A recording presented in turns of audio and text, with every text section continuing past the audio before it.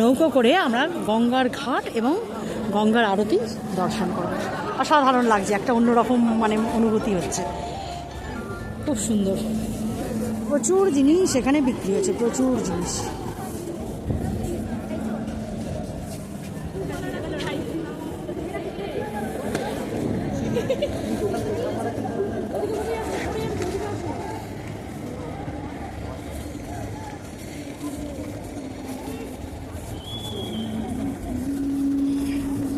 সবাই কিন্তু ঘাটে উঠে বসে আছে, ঘাট থেকে আরতি দেখবে বলে।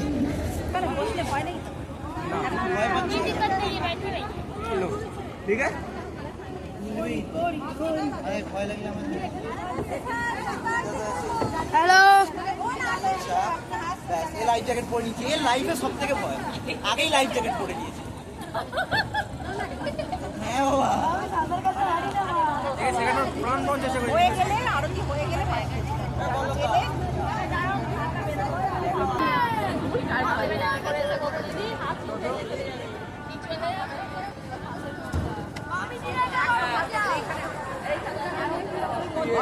কথা বানাবো।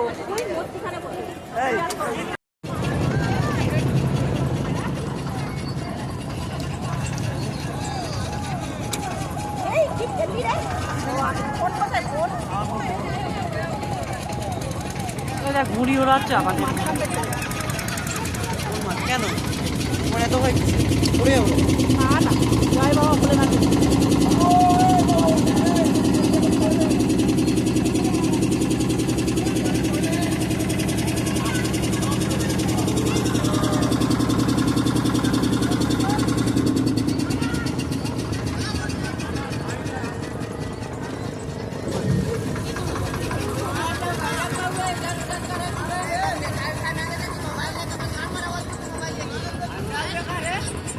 আমাদের লঞ্চ স্টার্ট হয়ে গেছে, খুব সুন্দর লাগছে, অসাধারণ। আমরা সকলে লঞ্চে করে যাচ্ছি।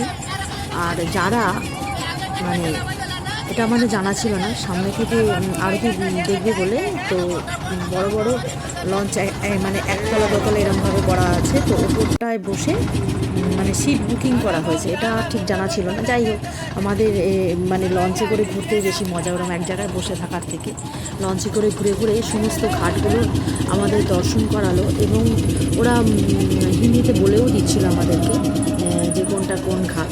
সবটা আমি মনে রাখতে পারিনি, অনেকগুলো ঘাটই দর্শন করিয়েছে। আর খুব মানে বেশিভাবে মনে রয়েছে যেটা হচ্ছে ওই মণিকর্ণিকা ঘাটটা, কারণ মণিকর্ণিকা ঘাটে যেটা বললো যে ওখানে সব সময় মানে 24 ঘন্টাই চিতা জ্বলে। বলছে যেদিন না চিতা জ্বলবে না, মানে একটাও যখন থাকবে না, চিতা জ্বলবে না, তখন কিন্তু মানে তাণ্ডব হয়ে যাবে আর কি, মানে কাশি আর থাকবে না, ধ্বংস হয়ে যাবে, এরকম আর বলছে।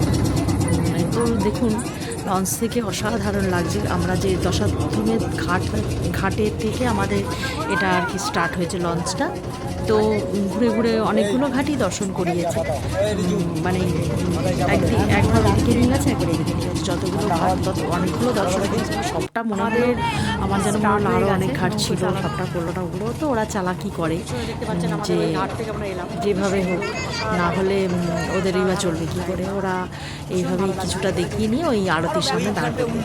এবং আমাদের ওখানে আসতেও একটু দেরি হয়েছিল, আর একটু আগে এলে হয়তো আরও অনেকগুলো ঘাট দেখতে পারতাম।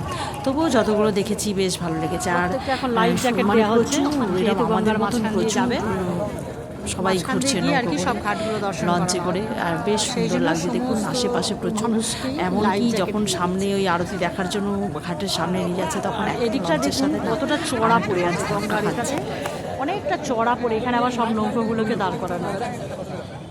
আর ঘাটটা না অসাধারণ লাগছে, ভীষণ।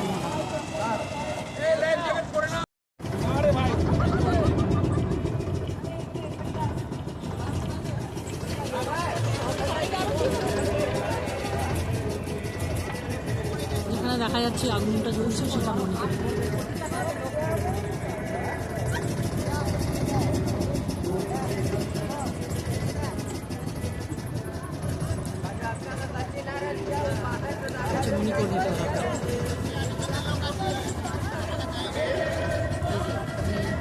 সব সময় চিতার আগুন জ্বলছে।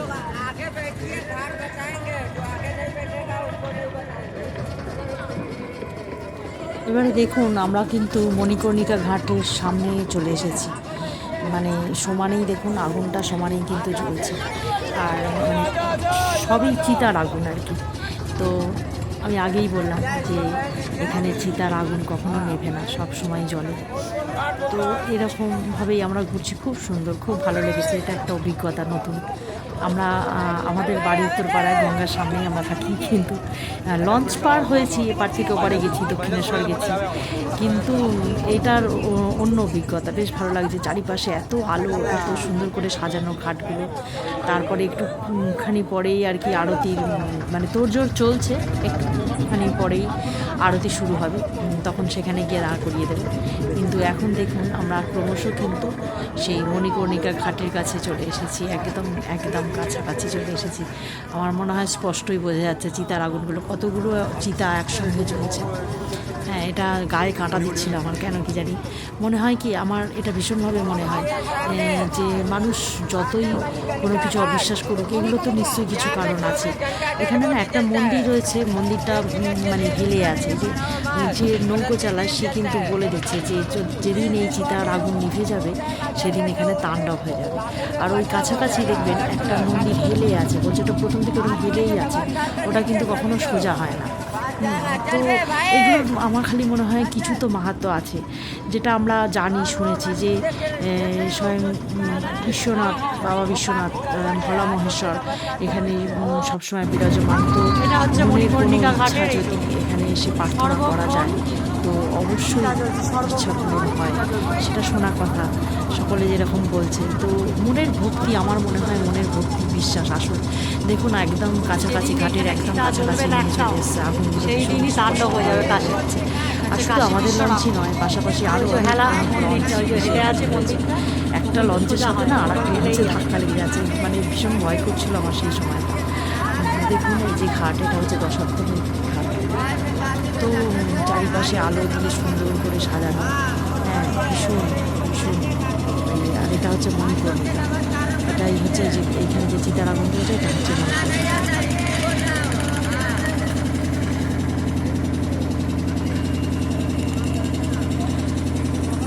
আমার টুপিটা পরে নি, কি দরকার? টুপিটা পরে নি, টুপিটা পরে নি।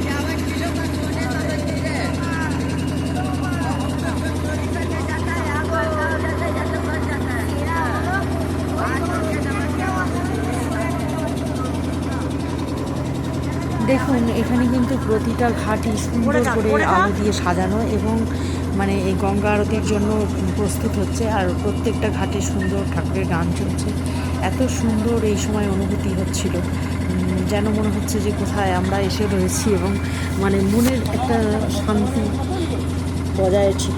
সবাই মিলে আমরা গেলে আমরা কিন্তু খুব একবারে হয়ে করছিলাম তা না, বাচ্চা ছিল কয়েকজন, তারা একটুখানি করছিল। আর ওখানে না ওই গঙ্গায় প্রদীপ ভাসানোর জন্য মানে এরকম শাল পাতার মধ্যে কিছু ফুল আর মাঝখানে একটা প্রদীপ দিয়ে করা ছিল। ওরা বলেই দিচ্ছিল যে যখন আরতি শুরু হবে সবাই ওই প্রদীপ জ্বালিয়ে মা গঙ্গায় আর কি ভাসিয়ে দেওয়ার জন্য। তো ওরা ওটা 20 টাকা করে বিক্রি করছিল। যে যেরকম, আবার অনেকে কিনতে একসঙ্গে নিয়ে কিছু অল্প পয়সা দিচ্ছে, এরকম আর কি ব্যাপার। তো যে যেরকমভাবে বার্গেনিং করতে পারবে, এর মধ্যে আর বার্গেনিং করার কিছু মনে হয় না। যাই হোক, সেটা যার যার নিজের ব্যাপার। আর এখানে কিন্তু একটা জিনিস, যে যেখানেই যাবে প্রচুর ভিখারি, মানে এসে হাত পেতে দাঁড়িয়ে পড়বে। এটা তার জন্য মানে কিছু খুচরো নিয়ে যাওয়া অবশ্যই দরকার, না দিতে পারলেও খারাপ লাগে। তো প্রতিটা ঘাট সুন্দর করে আলো দিয়ে সাজানো, প্রত্যেকটা ঘাট সুন্দর করে সাজানো থাকে।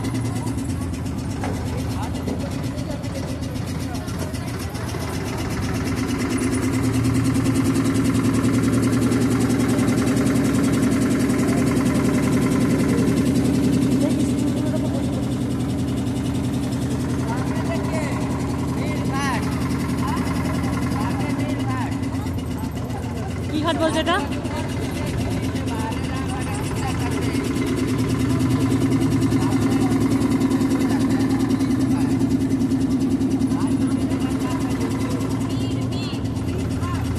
বীর ঘাট। ওটা মণিকর্ণিকা ঘাট, এটা বীর ঘাট। মণিকর্ণিকা ঘাট, এরপরে হচ্ছে এটা বীর ঘাট। এর একটা কিন্তু আলাদা মানে বেশ অনুভূতি হচ্ছে। আর এটা যে একটা প্রাচীন শহর, এই বাড়ি, এই হোটেল, সমস্ত কিছুর মধ্যেই একটা প্রাচীন আছে, সেটা বোঝা যাচ্ছে।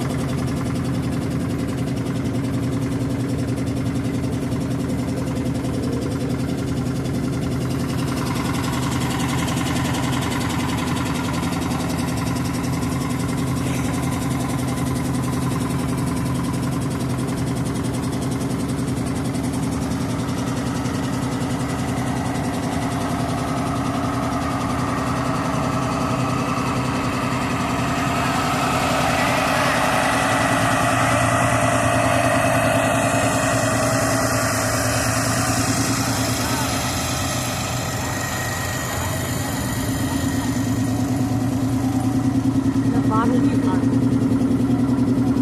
পাহাড়ি ঘাট।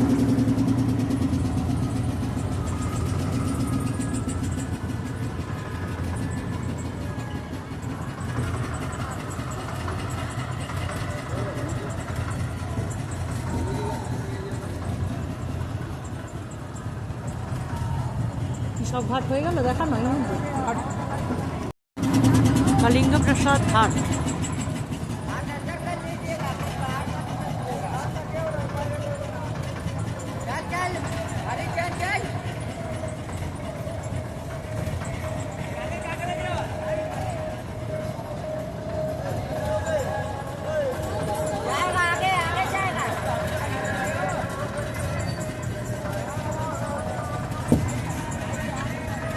এখানে মন্দিরে এই আরতি হবে, গঙ্গার আরতি।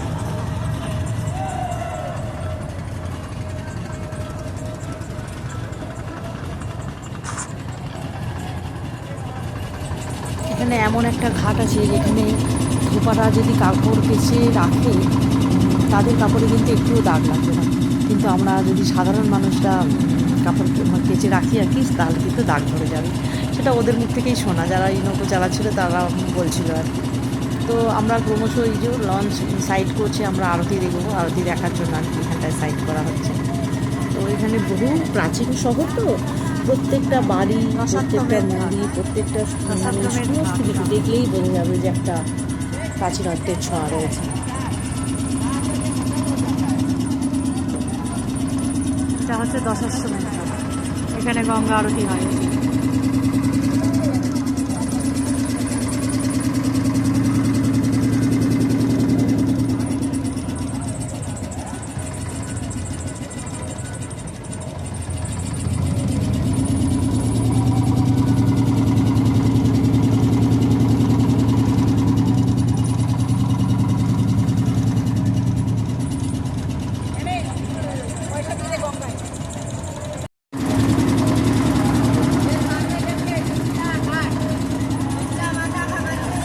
শীতলা মাতার মন্দির এখানে, এই ঘাটটা হচ্ছে শীতলা ঘাট। এখানে হচ্ছে শীতলা মাতার মন্দির, শীতলা ঘাট।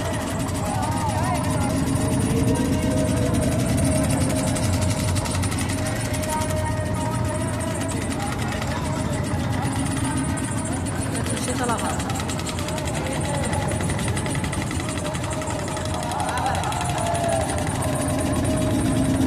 এই ঘাটটা কাশী বিশ্বনাথ মন্দির থেকে 4 নম্বর গেট থেকে এই ঘাটটায় এই যে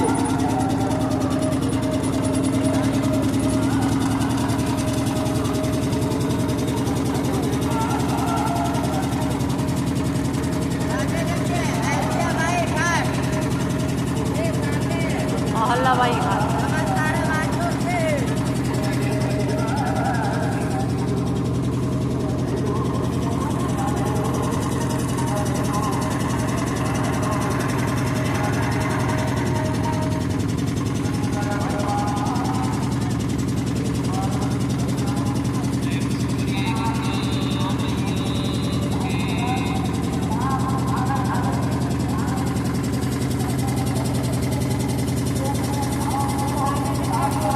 এই হোটেলটা ভালো করে দেখো, এটা হচ্ছে কাশীর প্রথম হোটেল।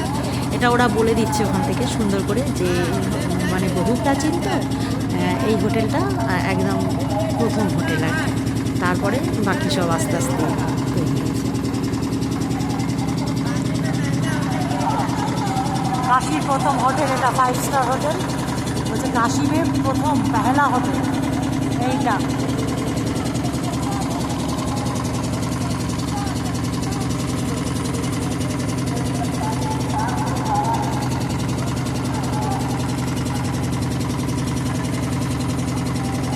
সুন্দর পেন্টিং। ওই একটা জামা দাও।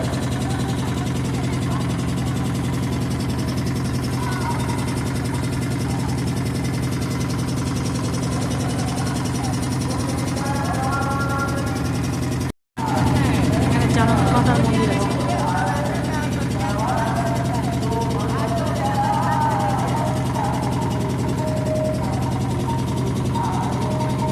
পাণ্ডবের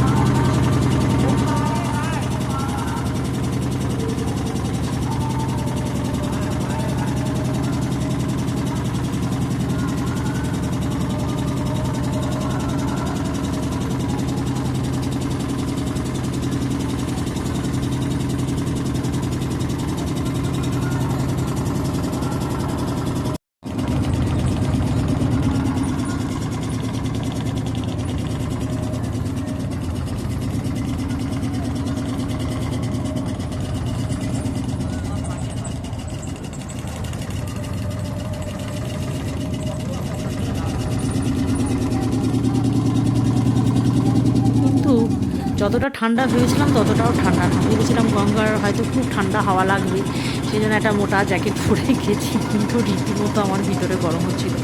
তখন কিন্তু গঙ্গায় অতটা হাওয়া ছিল না, আর সেভাবে ঠান্ডাও লাগেনি। হয়তো অত ব্যবস্থা করে নিয়ে গেছি বলেই সেই জন্য হয়তো কোনোভাবে ঠান্ডাটা লাগেনি, বা যতটা ভেবেছিলাম ততটা একদমই ঠান্ডাটা ছিল না তুলনামূলক। এখন এখানে এসে দেখছি যে ওখানকার থেকে এখানে ভালোই ঠান্ডাটা লাগছে। তো রীতিমতো তখন গরম হচ্ছিল। ভীষণই ভালো লাগলো, একটা মানে আলাদা অভিজ্ঞতা। সত্যি কথা বলতে কি, আমরা অনেক জায়গায় ঘুরেছি যেখানে যার যার একটা নিজস্বতা থাকে। তো বেনারস, অবশ্যই বেনারসের ঘরানা আলাদা, এখানকার জামা কাপড়, এখানকার ঘরবাড়ি, এখানকার হোটেল, এখানে হাঁটা চলা, কথাবার্তা বলা, জিনিস কেনা বেচা, সমস্ত কিছু এখানকার মানে বেনারসি। এটা হচ্ছে রাজা এখানে গেলে হরিশ্চন্দ্রের সকলেরই একটু ঘাট। আলাদা অনুভূতি হবে অবশ্যই। এখানেও সব থেকে ভালো লাগবে মন্দিরগুলো, আমার ভীষণ ভালো লেগেছে। আর এই যে মানে গঙ্গায় ঘুরছি আমরা লঞ্চে করে, এটারও একটা আলাদা অভিজ্ঞতা, খুব সুন্দর, খুব ভালো লেগেছে। প্রতিটা ঘাটের আলাদা করে মাহাত্ম্য আছে, এবং আমরা না সবটা হয়তো জানিও না বা জানতে পারলামও না। যতটা পেরেছি, আমার পক্ষে যতটা জানানো সম্ভব ততটা। এর থেকে আরও ভালো ভালো ব্লগার আছে যারা ভালোভাবে বুঝিয়ে দেন। আমি বেড়াতে গেছি, আপনাদেরকে আমার সাথে আমিও ঘুরছি, আপনারাও দেখুন আমার সাথে, আপনারাও আর গঙ্গা আরতি দর্শন করুন। আর মানে ভালো লাগবে আমার মনে হয়, কাছে দেখতে পেলে আরও ভালো লাগবে। এটা তো মানে ফোনের মধ্যে, এবং বেশ দূরত্বেই আমার মানে লঞ্চটা যে দাঁড়িয়েছে না, একটু দূরত্বের মধ্যেই দাঁড়িয়েছে, তাই জন্য একদম কাছ থেকে যদি দর্শন করা যায়, আমার মনে হয় ওই যারা আমার পরে যারা যাবেন না, তারা আমার মনে হয় ওই সামনের বোট যদি ভাড়া করেন, তো ওপর থেকে একদম ভালোভাবে গঙ্গা আরতি দর্শন করতে পারবেন। ভীষণই ভালো লাগলো এই অভিজ্ঞতা আমার, মানে নতুন, মানে এরকম তো আমি কোনোদিন আগে দেখিনি, আমার খুব ভালো লেগেছে। আসলে কি বলুন তো, এখানে না লঞ্চগুলো আমার মনে হয় এভাবে করা থাকে যে যখন যে লঞ্চ ছাড়বে সে তারপরে গিয়ে দাঁড়াবে, মানে তার আগে যে লঞ্চগুলো ছেড়েছে সেগুলো আগে দাঁড়াবে, তারপরে মানে যেটা যখন ছাড়বে এরকম একটা টাইমিংয়ের কিছু ব্যাপার আছে যে আমার লঞ্চ স্টেশনে ছাড়বে, এবারে সেটা আগে যারা ছেড়েছে তারা আগে গিয়ে ওখানটায় জায়গা পাবে, তারপরে যারা ছেড়েছে তারা পরে। আমার এটা মনে হলো, এটা আমি ঠিক বুঝতে পারলাম না ব্যাপারটা, কারণ একটু আগে যখন গিয়ে লঞ্চটা আমার ঢোকাতে গেল সামনে, তখন কিন্তু ওখান থেকে অবজেকশন জানালো, আবার একটু পিছিয়ে এলো, আর একটা লঞ্চ গেল, তারপরে আমাদেরটা গেল। আমার এটাই মনে হলো যে হয়তো ওই টাইমিংয়ের একটা ব্যাপার আছে, যে লঞ্চটা যখন ছাড়বে সেটা গিয়ে তার পিছনে দাঁড়াবে, এরকম একটা ব্যাপার বুঝতে পারছি। তো বেশ ভালো লাগলো, বারবারই বলছি খুবই সুন্দর। এখানে দেখুন গঙ্গা আরতি হচ্ছে, কিন্তু আমরা অনেকটা দূরত্বে বলে ঠিক বোঝা যাচ্ছে না।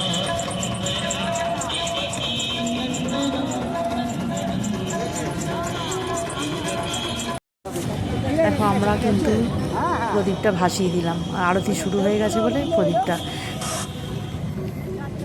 দেখো আমরা কিন্তু প্রদীপটা ভাসিয়ে দিলাম।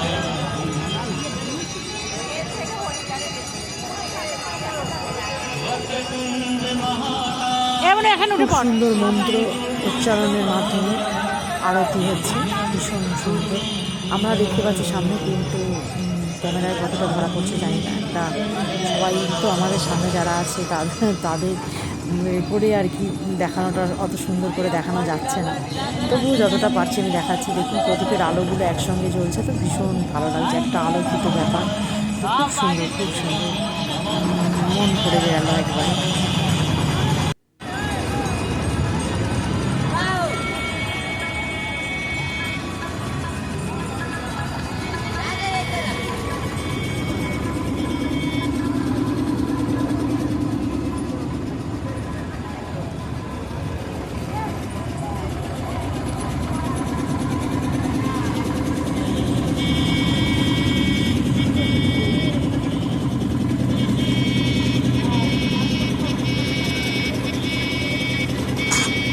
এবার আমাদের ফেরার পালা। গঙ্গা আরতি দর্শন হলো, এবার আমরা আস্তে আস্তে ঘাটের দিকে ফিরে আসছি, মানে একটু অন্য দিক দিয়ে, কারণ ঘাটের সামনেটা প্রচণ্ড ভিড় বলে একটু অন্য দিক দিয়ে আমাদের নামাচ্ছে আর কি। তো আমরা এবার ফিরে আসছি। পরের দিন আমি দেখাবো প্রয়াগরাজ। পরের দিন